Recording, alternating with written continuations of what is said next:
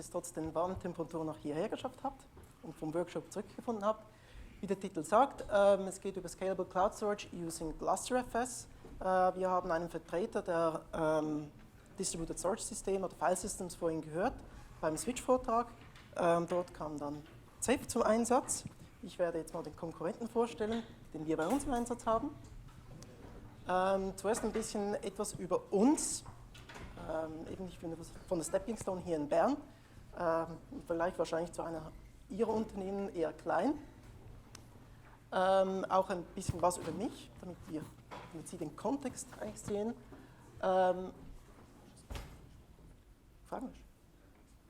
Okay. I've been asked to do it in English, so I hope my English is understandable. As I said, I will first talk a bit about us and about me. Yeah. And afterwards I will go into the details. What is GlusterFS? What can it do for you? What can you do with it? Then how we are using GlusterFS in our company. Bit use case of it.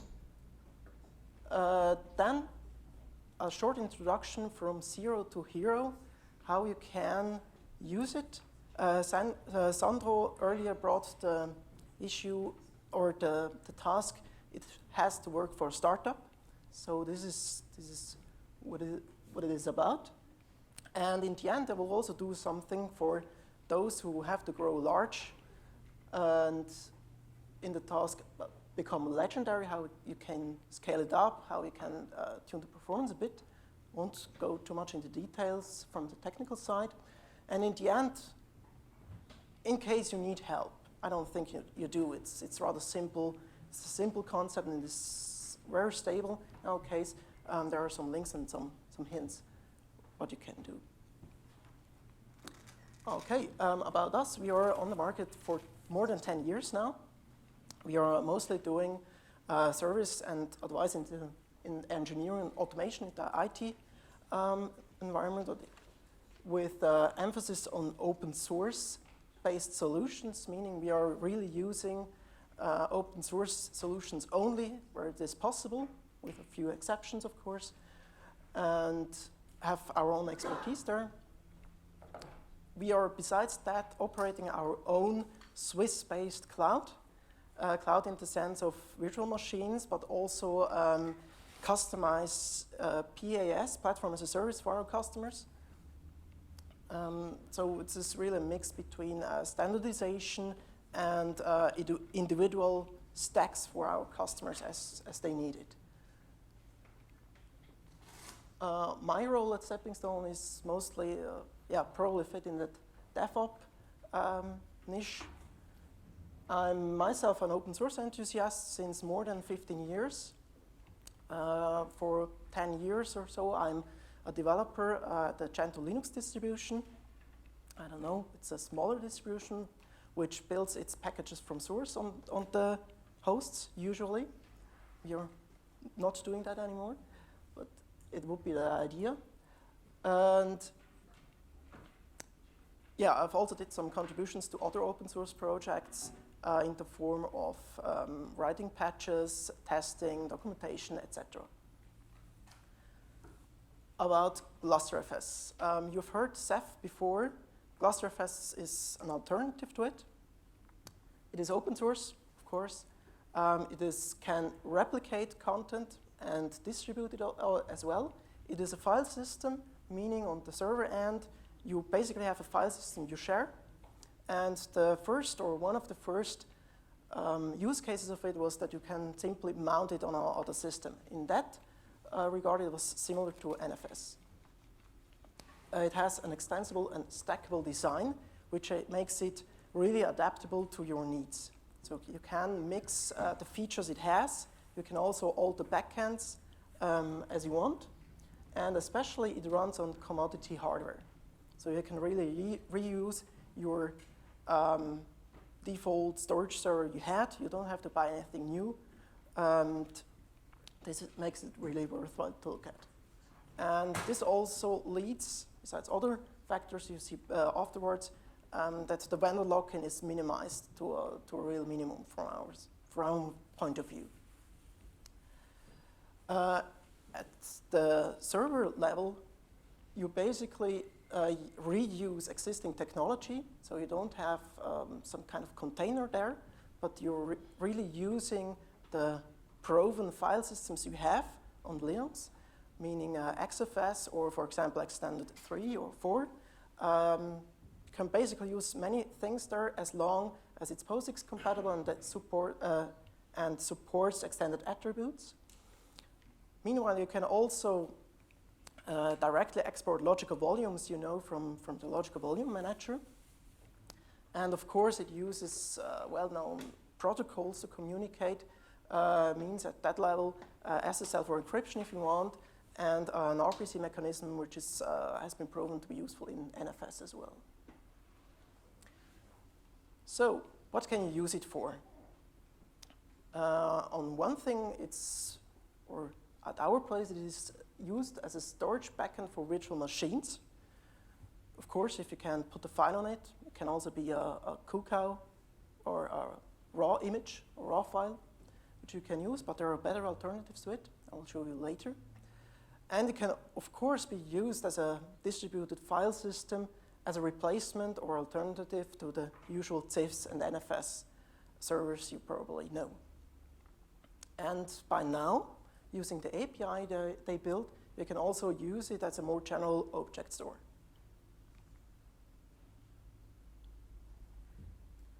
Furthermore, it has additional features like data replication on a per volume basis.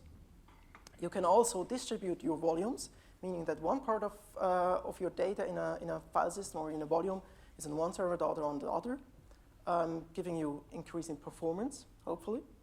You can also stripe or distribute your single files on different servers.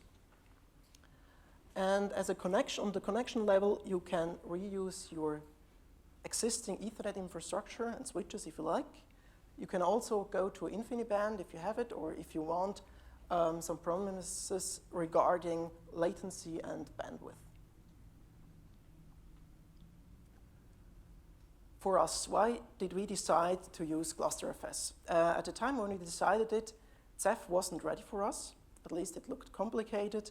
You needed to make sure that your metadata is also distributed, etc. And GlusterFS was in that regard rather easy to set up. So you can really set up on one server, add another later, and still being able to change the configuration of your volumes. We use it mainly as a VM storage backend. Really, our images of our virtual machines are on a Gluster file system cluster, replicated, of course, over 2 different sites. We also implemented a multi-tier architecture in the same cluster.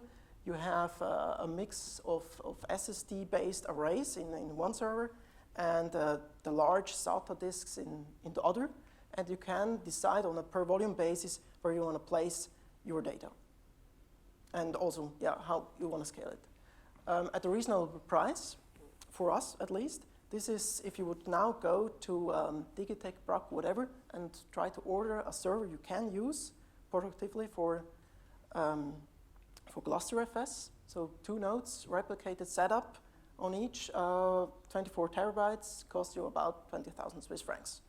Probably less than a SAN, and probably a bit more than you switch guys probably pay. Guess so. Yeah, as I said, this is if you would go and buy a single or 2 single servers.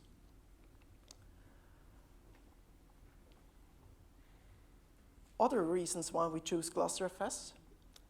We can reuse our hardware, as we heard. We can use standard hardware.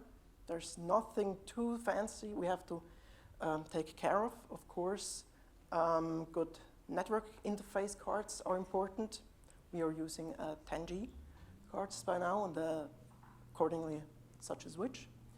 The possibility to scale freely, the possibility to being able to decide on a per volume basis whether we want to replicate or we want to distribute the data, or mix of both if we have 4 nodes in it at least, makes it really interesting for us and helped us a lot to grow in the past few years.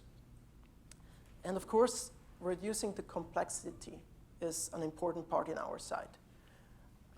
If you have a large IT group, then you probably don't care that you have to have some specialists for maintaining fiber channel fabrics or whatever. In our point of view, this is rather a crucial point to being able to reuse the same technology. And here it's GlusterFS for our storage-based things in different levels of the as-a-service array, of the as-a-service model. So now we are at the stage where we want to start building our server. Most of the companies I saw up to now, they start with a single NAS, usually a Synology thingy. Let's assume they have a bit more. They have a single server for the storage and some application servers on top using that storage. After a while, let's assume that they use GlusterFS, of course. After a while, they see, okay, we probably have to increase our availability of it or make it a bit more safe. So they wanted to introduce replication. On GlusterFS, it's basically 3 commands. Set up the new server, of course, peer it with the other one, reconfigure or configure your volume you want to replicate or distribute over the servers, you can choose, and then take that volume online and mount it on the clients. Well, that mount step we can also reduce away. Okay, now your business is working and it works better. You have to replace your hardware, you have to scale out, you need more storage, you need more capacity. So what you can do, you can add even more servers and start to migrate your volumes as you see fit. You can do failover, of course, this is automated. If one node fails and comes back, it resyncs it if you have replicated it. And you can pretty much scale it in every way you want. So you're basically the hero now. You've saved time, you've saved money, and you have time for other things to do. So next is become legendary. The problem of having a fuse mount, I don't know whether you know it, is that level of interaction you have there. So you can optimize it that way if you start implementing the GlusterFS on your application level. So we are using KVM for virtualization, and there you have a backend which makes it possible that the KEMU process, which is responsible for running your virtual machine, can directly access the cluster, the Gluster cluster or the Gluster volume where the images of your virtual machine are lying on. This gives a nice performance boost. And in our setup, it also increased the reliability. And there's also problems of locking when you try to migrate, or of caching when you try to migrate via virtual machines between nodes. This is all being taken care of now. Then you can go a level up and can say, okay, if I have a web server, why do I have to mount a file system in it if only Apache uses it, or the UWSGI application server uses it? You don't.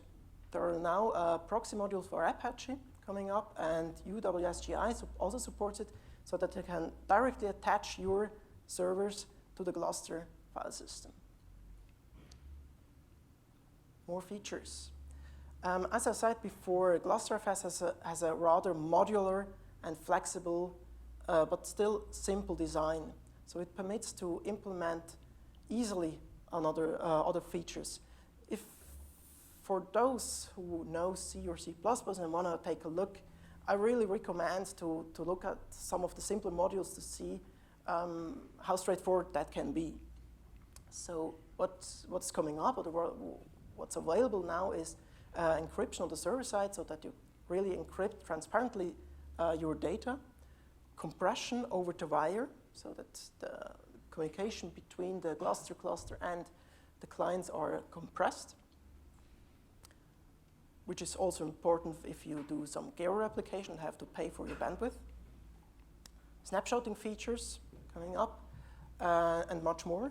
Especially important are there to note the direct support of tiers. So they think of implementing some kind of measure for your storage, such a way that Gluster is able to distribute your storage depending on whether a file is used often, it has to be accessed often, or not. So it really makes it automated, an automated movement between fast and slow storage. Summary. For us, and possibly for you, it is one tool for all your storage needs, as you saw. You can pretty much anything. You can scale in almost every direction. You can use or reuse the existing technology. There's nothing in addition you have to know if you don't want it. And it's really flexible. In case you need help. To our experience, the online chat where the developers are hanging out is quite a good point. They respond very actively. You have an open bug tracker in case you find a bug. There are some, although. You have the mailing list. Of course, there is a user group as of now here in Switzerland. And by now, there are also big companies like Red Hat behind it, which give you commercial support if you want. That's probably also the reason, maybe, because the Red Hat guys didn't show up here, because we are already selling their product.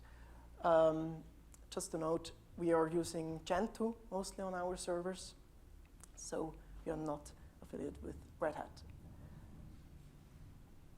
Questions?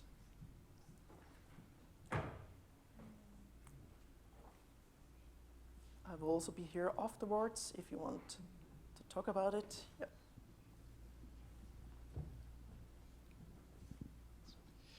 So do you have any experience with like very large multi-petabyte deployments? No, not yet, not personally. No. Okay. According to the specs and developers and the setups which are supposed to be out there, it should scale up to there. Yeah, we've just finished deploying or almost finished deploying, Christy, a 1.2 petabyte cluster. Okay, and how did it go? It works. I can go and do df minus h and I see 1.2p. Great. 1.2 petabyte file system, and I'm trying to do something with it now. Okay, I would be interested to see that setup.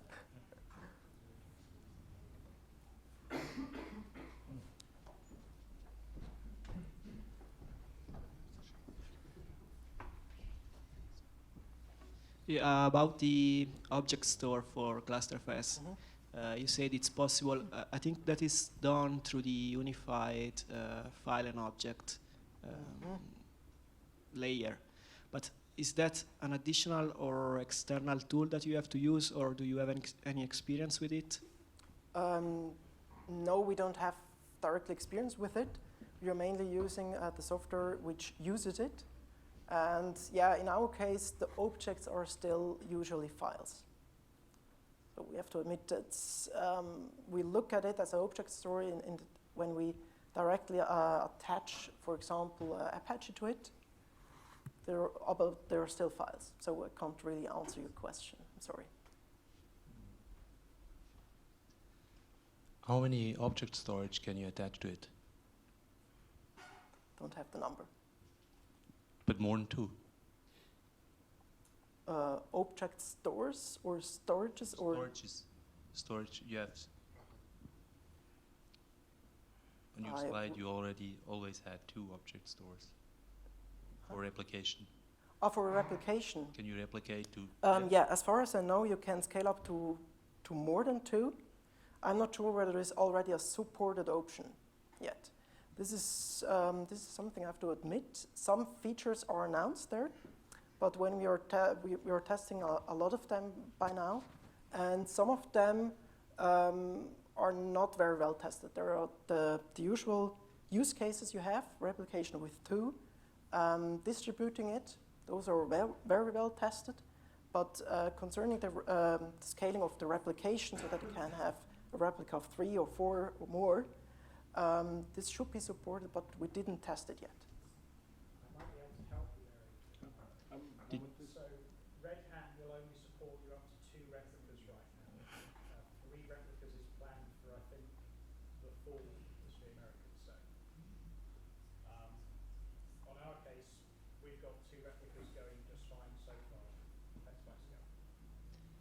can you compare it to distributed replicated device, to DRPD? Yes, from our point of view, GlusterFS basically integrates DRBD plus a cluster file system like GFS2 on top.